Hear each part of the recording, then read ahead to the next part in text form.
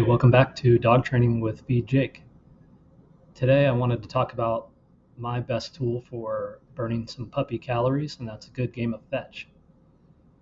In this first clip, I'm going to show you a failed return. She goes and chases it but doesn't come back. I think she catches a scent on the wind. Let's jump right into it. Moonshine, get it! Good job, buddy! Rather than come right back with the toy, she smells something and has to go investigate. I could have avoided this by letting her check out the area before we started playing. Here I make a big mistake, ripping the frisbee out of her mouth as she's running past me. This is real bad because it can create a strong aversion against playing frisbee in the future. In these next couple clips, I tried a few ways to reward her for a good fetch. I used her tug toy. I used tug with the frisbee in a healthier way, and I used food.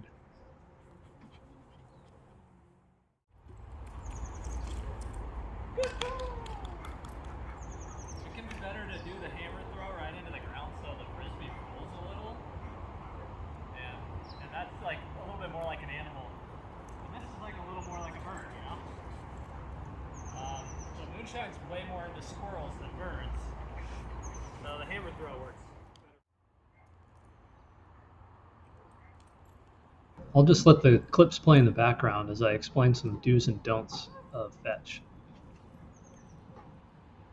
The first one is that fetch is a complex skill that requires you've already trained recall and you've associated yourself and your pup coming back to you with a reward. The next one is that I just recently learned with Moonshine is that I should let her acclimate to the environment before we start playing. And if she does the perfect fetch, you want to capture that and reward it right away with either tug or food. If your puppy isn't too excited about coming back to you, one thing you can try is running away from her while making exciting sounds like pup, pup, come, things like that. Also, you can drag the toy along the ground to get her excited to start.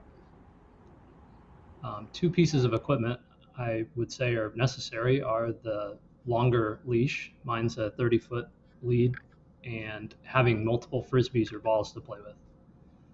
Some don'ts that I learned was don't expect your puppy to play fetch outside with distractions if you haven't already worked on it inside without any distractions and worked on those foundational skills like recall. Don't get frustrated when they don't play fetch the way you want to play fetch.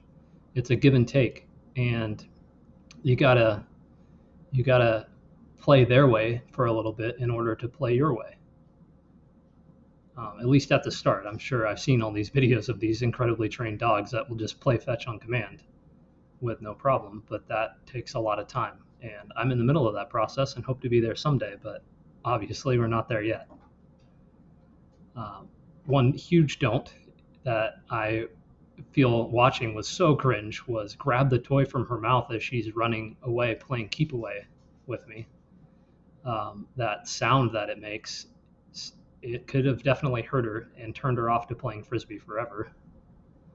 And also, don't shove the toy in their face to get them excited to play.